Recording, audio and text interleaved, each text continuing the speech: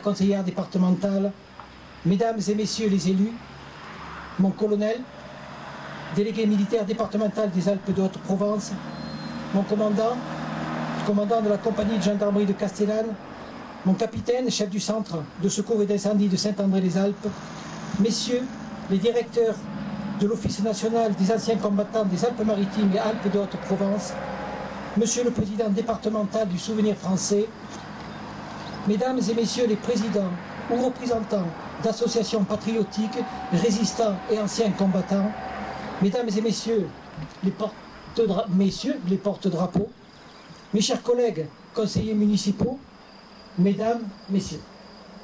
Tout d'abord, je voudrais vous remercier pour votre présence dans un contexte bien délicat de crise sanitaire majeure.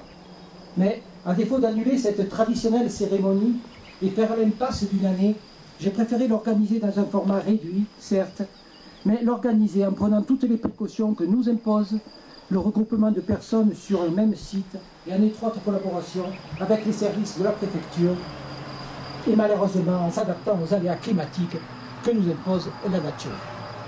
Cette commémoration est un temps fort qui ponctue la vie de la commune chaque année.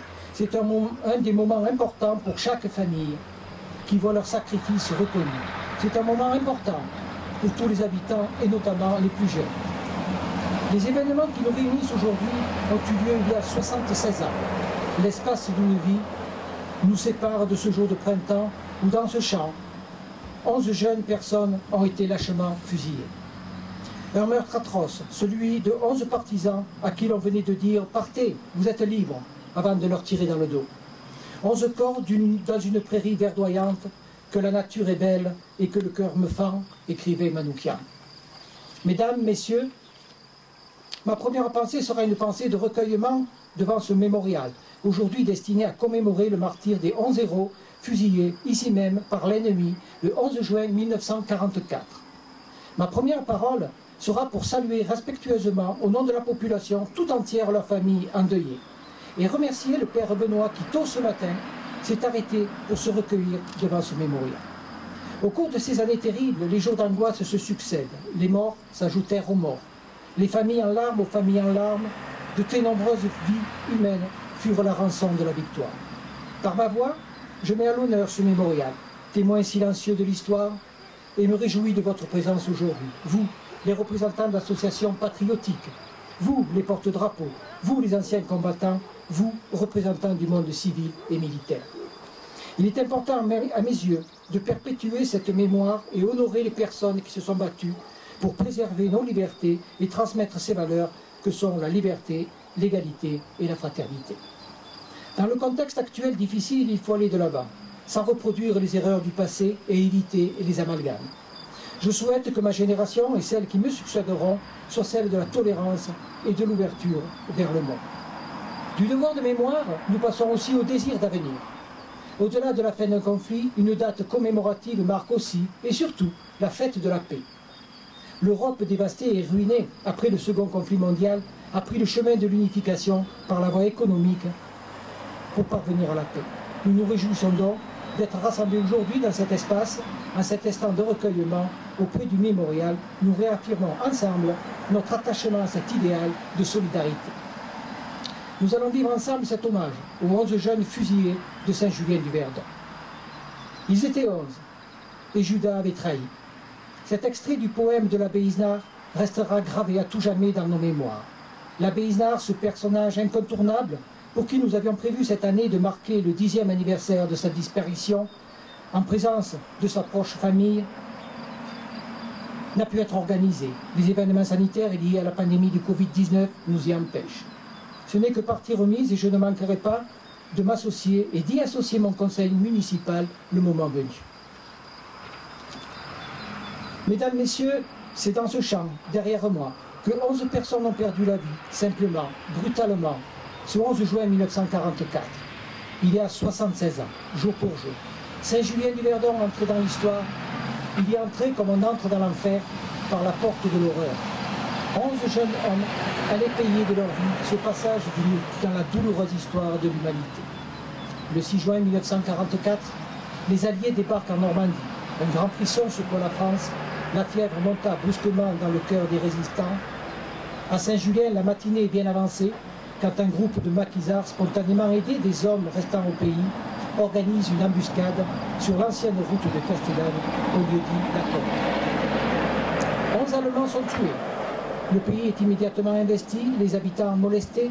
Le maire, M. Jean Martel, est arrêté, il sera déporté en Allemagne. La Gestapo de Digne décida de faire des représailles en exécutant autant de résistants sur le territoire de Saint-Julien, mais l'insécurité régnant sur le réseau routier entre Digne et Castellane, l'empêchant de mener à bien cette opération répressive, elle demanda à l'antenne de Nice d'y liquider 11 détenus résistants. Le 10 juin, dans la soirée, la Gestapo a extrait du quartier allemand de la prison de Nice 13 résistants, dont 5 anciens élèves du Grand Lycée de Nice. 4 étaient élèves du professeur agrégé d'histoire-géographie Charles Hermann, et les a poussés dans un fourgon cellulaire qui a pris la route des Alpes. En cours de route, la Gestapo a extrait du fourgon messieurs Apollin et Graffino et les a abattus. Le convoi poursuivit sa route. Il est arrivé vers 5 h du matin, le 11 juin, à Saint-Julien-du-Verdon. La Gestapo a fait sortir du fourgon les 11 autres prisonniers. Elle leur a dit « Vous êtes libres !» et les a exécutés par rafale de mitraillettes dans ce champ. Le 11 juin 1944, c'est un dimanche. Et partout au lever du jour s'étale et triomphe le printemps. En dehors de la rue de montagne, le paysage n'est qu'harmonie. Et dans la fraîcheur des souples vallonnements de cette vallée du Verdon, noyée de nos jours d'une brume légère, s'étend vers le village de Castillon. La journée s'annonce riante, pleine de promesses, de bonheur. Émile Rebaud, le maréchal Ferrand, vient s'assurer de la pousse des prés, là où nous sommes, en bordure de la Haut. Tout est calme. Mais des gémissements attirent son attention. Sans précipitation, il s'avance dans le champ et alors, il comprend. Il voit et comprend l'horreur. Ils sont là, mutilés, sacrifiés, morts. Des enfants pour la plupart. Des jeunes gens portant traces de torture, morts. Mais en bordure de la haie de ronces, 2 survivants se sont traînés et gémissent. Demandent à boire, alors il court vers eux et leur parle. Ne vous inquiétez pas les gars, je vais chercher du secours et je reviens vite. Et il part à travers champs. Il rencontre ainsi l'abbé Isnard, qui, revenant de célébrer une messe matinale à Castillon, soupçonne déjà le drame. Tous deux arrivent au village où c'est la stupeur et décident de porter secours aux blessés et les cacher, de les soustraire au bourreau. Ils choisissent la vieille église, vénérable chapelle un peu à l'écart, noyée dans la verdure. Tous les habitants de Saint-Julien un peu valides sont là. Mesdames Colomb, Fourmand, Michel, messieurs Rebaud, Martel, Vincent, Franco et Logier. Dans la chapelle, on enlève hâtivement les vieux bancs. Les prie-dieu, l'abside est choisie pour sa situation. 2 matelas reçoivent les suppliciés et l'abbé Isnard organise et réconforte et calme de son mieux, du mieux qu'il peut. Mesdames Boeuf, Colomb et Michel sont au chevet des agonisants. L'abbé Isnard s'en va à bicyclette chercher un médecin et convainc le docteur Dozoul d'intervenir. Celui-ci vient à Saint-Julien apporter des soins, mais l'absence de médicaments et l'état des blessés le rendent bien pessimiste. L'un des 2 blessés, Aimé Magnan, mourra le matin. Le seul survivant, Jacques Adam, lutte encore, mais mourra le lendemain. Le récit de leur martyr a été recueilli par le curé Isnard, de la bouche même de Jacques Adam, qui était parfaitement lucide et persuadé qu'il s'en tirerait. Nous venons de Nice, nous avons été trahis, on nous a dit que nous étions libres, j'ai fait le bon. Les corps des suppliciés sont alors rassemblés au nouveau cimetière de Saint-Julien, aux fins d'identification, de toilettes mortuaires, et là encore on peut évoquer le courage des personnes dévouées à cette triste besogne, les Allemands n'ayant pas pour habitude de faciliter toute identification et tout hommage à leurs victimes. Délibérément, les femmes admirables de Saint-Julien, les gendarmes de Castellane et bien d'autres photographient les corps. Après une toilette sommaire, coupent une mèche de cheveux, prennent ceinture et cravate qui seront remises aux familles. Les habitants de Saint-Julien à l'époque ont voulu que le souvenir vive et ont formé un comité et récolté des fonds afin d'élever un monument digne des martyrs devenus enfants du pays. La définition, le projet, les citations étant l'œuvre de l'abbé Isnard. N'oublions jamais ce glorieux sacrifice. C'est notre histoire, trop souvent discrète dans certaines évocations. Elle s'associe à celles et ceux qui, dans de nombreux endroits, et pour un trop grand nombre, sont tombés pour la même et noble cause, rendre notre France libre. Puisse leur mort ne jamais s'oublier, et qu'elle demeure dans le cœur de tous l'exemple d'une merveilleuse jeunesse, unie, fraternelle, et capables de répondre au sens infaillible du devoir, jusqu'à donner leur vie pour l'honneur et la liberté. Jacques Adam, Césaire Aubé, Georges Baldo, Gilbert Campan, Nonce Gazimiri, Roger de Monceau, Francis Gallo, Félix Jordan, Aimé Magnan, Roger Magnan, Albin Bandini, dont la vie s'est brutalement arrêtée, pour eux et ceux nombreux qui porteront à jamais les cicatrices de ce conflit, et pour l'immense peine des familles éprouvées par le destin tragique. Qu'ils sachent qu'ici, à Saint-Julien-de-Verdon, loin de l'hommage officiel de la nation, notre village, rassemblé, pense très sincèrement à eux et à leurs familles. Nous leur exprimons notre infinie reconnaissance et notre respect. Mesdames, Messieurs, ces instants sont aussi ceux d'une réflexion sur nous-mêmes, sur cette France indépendante que nous souhaitons rassembler, sur ses grands principes et fidèles à sa vocation universelle. C'est notre devoir en tant que citoyens et en tant qu'êtres humains. Existe-t-il en effet encore en 2020 une tâche plus primordiale, une ambition plus juste, une priorité plus impérieuse que de contribuer à un monde de paix? Les années ont passé, les épreuves ont succédé aux épreuves, les événements aux événements, et le monde a changé, et changera encore. Soyons acteurs de tout changement, et pas spectateurs. Soyons actifs et optimistes. Vous, jeunes d'aujourd'hui, regardez-le ce monde avec des yeux de conquérants, et façonnez-le à votre image. Il est temps maintenant, mesdames et messieurs, mes chers concitoyens, mes chers amis, de rendre aux fusillés du 11 juin 1944 l'hommage que nous devons à leur souvenir et à cette occasion, et en leur mémoire, avec respect, affection et reconnaissance, comme il est fait chaque année au Grand Lycée de Nice, le lycée Masséna, en présence des élèves et des professeurs. Je regrette d'ailleurs l'absence aujourd'hui du proviseur du lycée Masséna. Je connais son attachement à cette cérémonie, mais je sais que par la pensée il est présent, comme tous ceux et celles qui n'ont pu se joindre à nous pour cette traditionnelle cérémonie commémorative des événements du 11 juin 1944. Je profiterai de cet instant de parole pour rendre un hommage à tous ceux qui sans relâche travaillent sur le devoir de mémoire et qui se mobilisent tout au long de l'année pour participer aux nombreuses cérémonies patriotiques, que les événements récents n'entraînent pas dans l'oubli ces manifestations, bien au contraire, qu'elles les renforcent.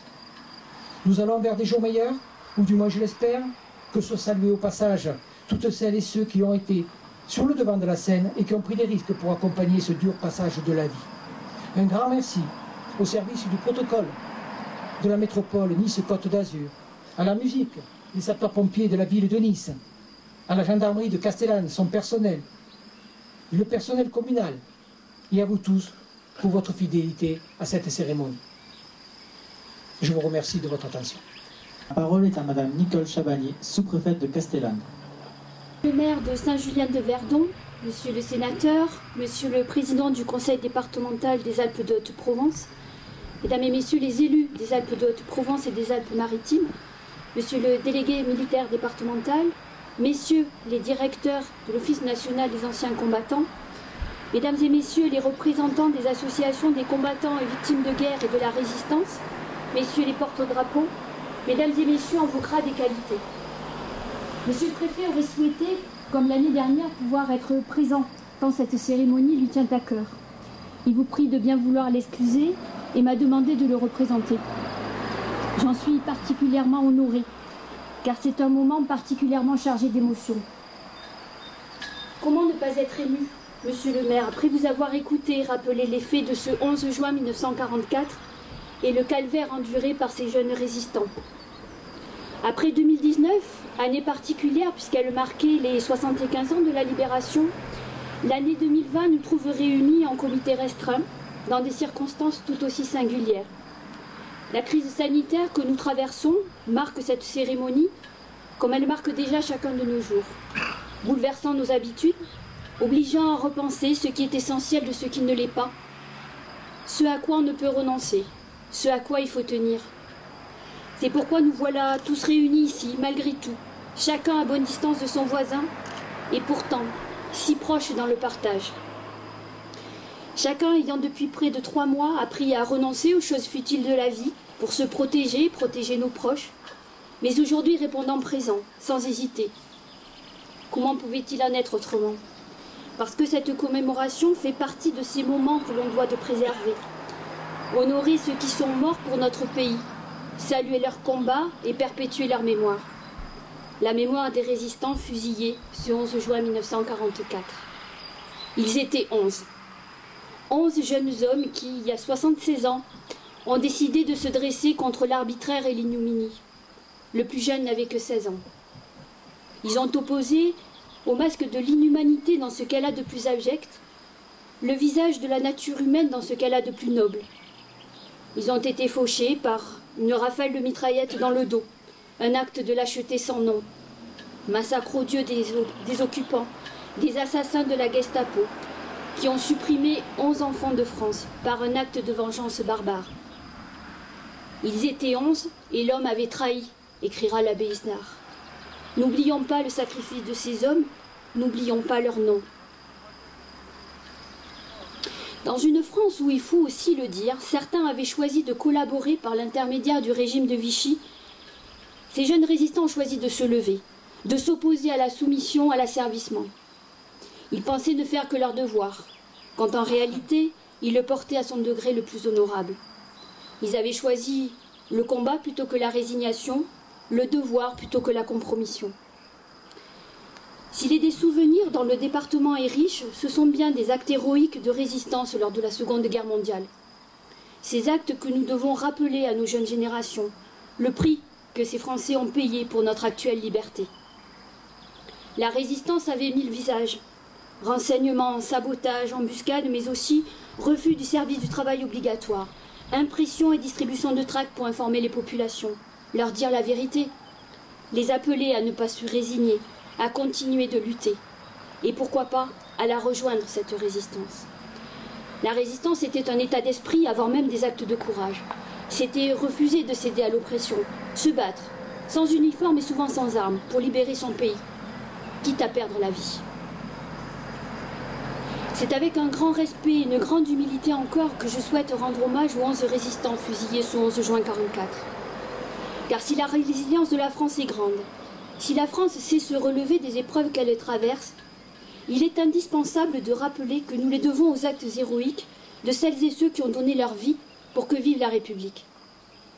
Nous devons faire entendre à la jeunesse de notre pays le destin de ces hommes et de ces femmes.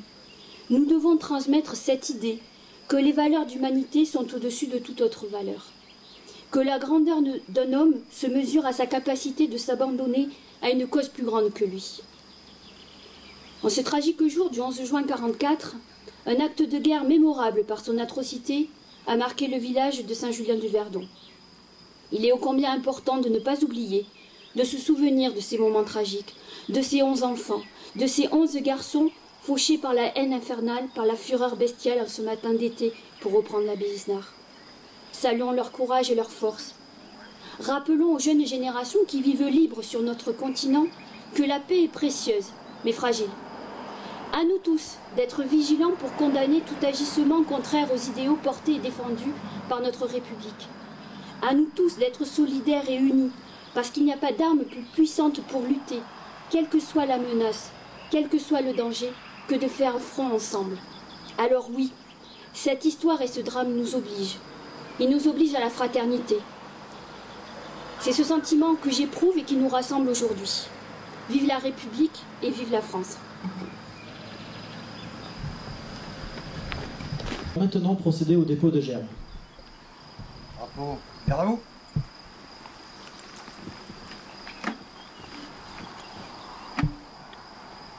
Gerbe du souvenir français.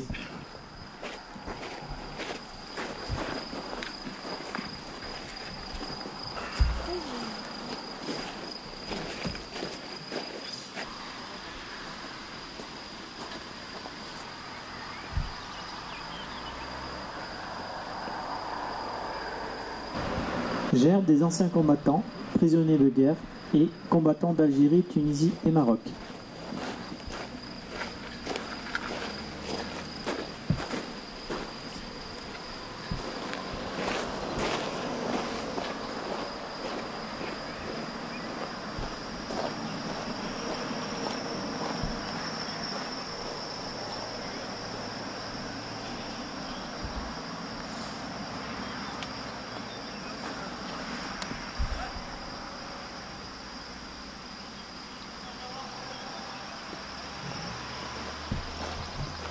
Gerbes de la commune de Coarraze.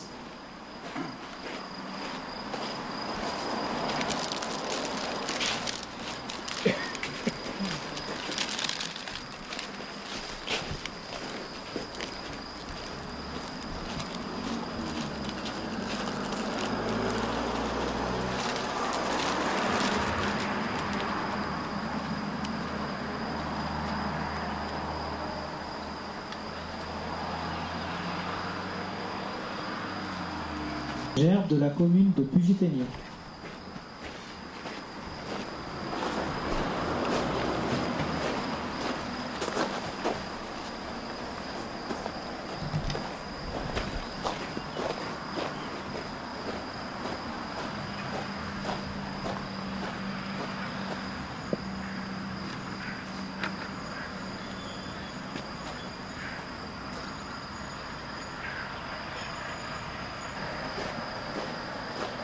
Gerbes de la commune d'Ascros.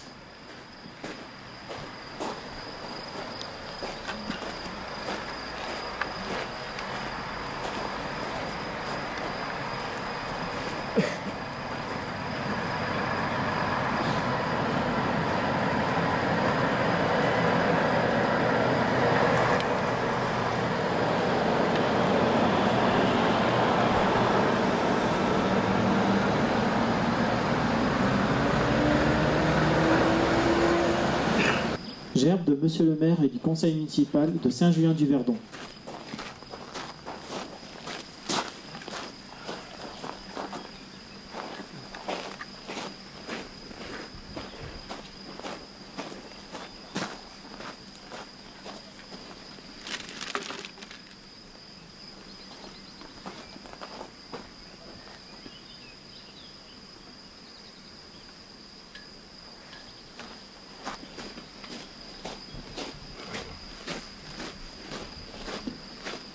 Gerbes de Monsieur le maire et du conseil municipal de la ville de Nice.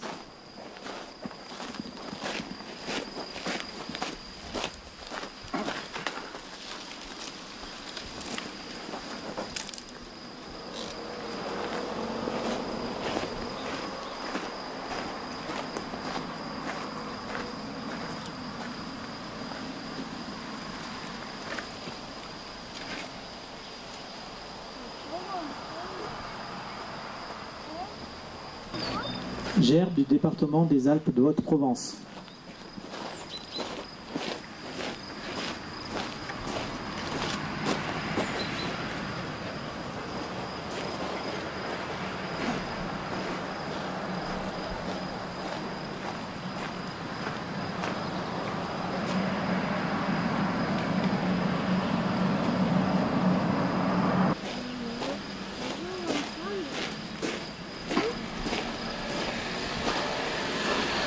Gerbes de Monsieur le sénateur des Alpes de Haute-Provence.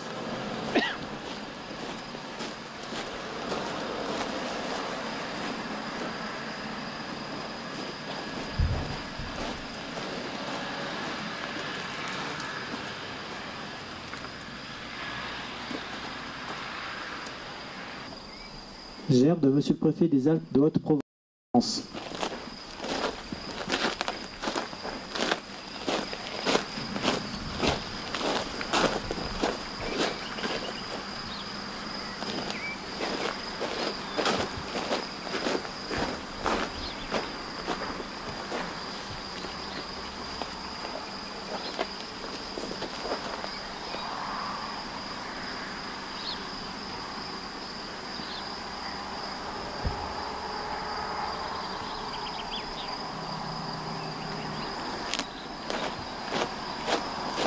De l'appel des morts par Monsieur Jean-Denis Montélimar. Aux morts!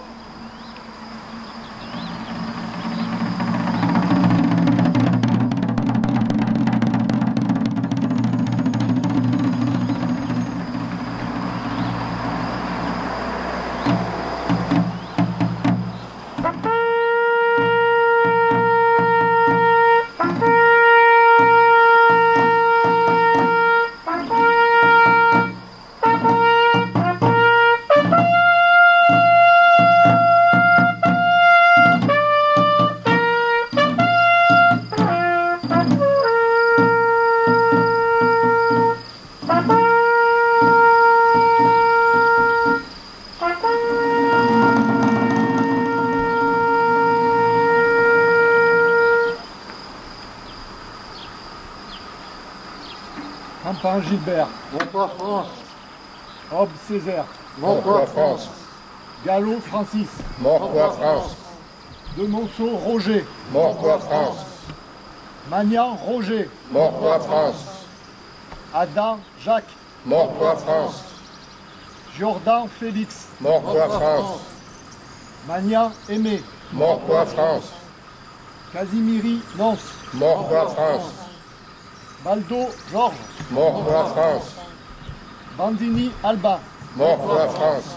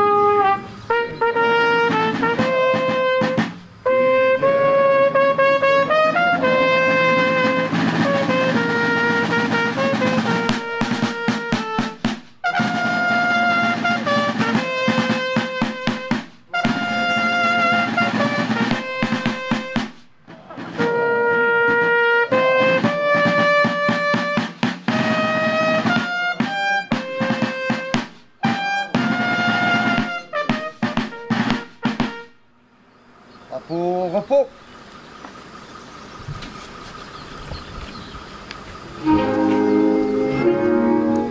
Ami, entends-tu le vol noir des corbeaux sur nos plaines? Ami, entends-tu les cris sourds du pays qu'on enchaîne? Ohé, partisans, ouvriers et paysans, c'est l'alarme. Ce soir, l'ennemi connaîtra le prix du sang et les larmes. Montez de la mine, descendez des collines, camarades. Sortez de la paille les fusils, la mitraille, les grenades. Ohé, les tueurs à la balle et au couteau, tuez vite. Ohé, saboteurs, attention à ton fardeau, dynamite. C'est nous qui brisons les barreaux des prisons pour nos frères.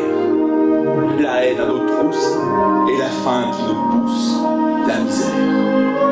Il y a des pays où les gens au creux des lits font des rêves. Nous, ici, vois-tu, nous on marche et nous on tue. Nous, on crève. Ici, chacun sait ce qu'il fait quand il passe. Ami, si tu tombes, un ami sort de l'ombre à ta place. Demain, du sang noir séchera au grand soleil sous la route. Chantez, compagnons, dans la nuit, la liberté nous écoute. Ami, entends-tu le vol noir des corbeaux sur nos plaines?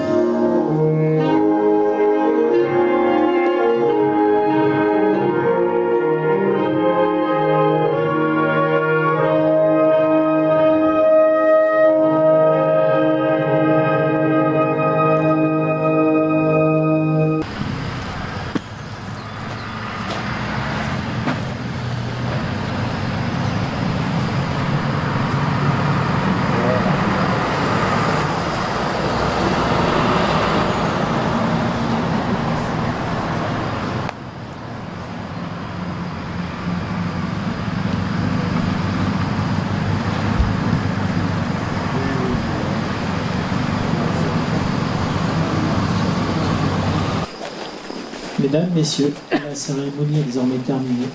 Merci de votre participation.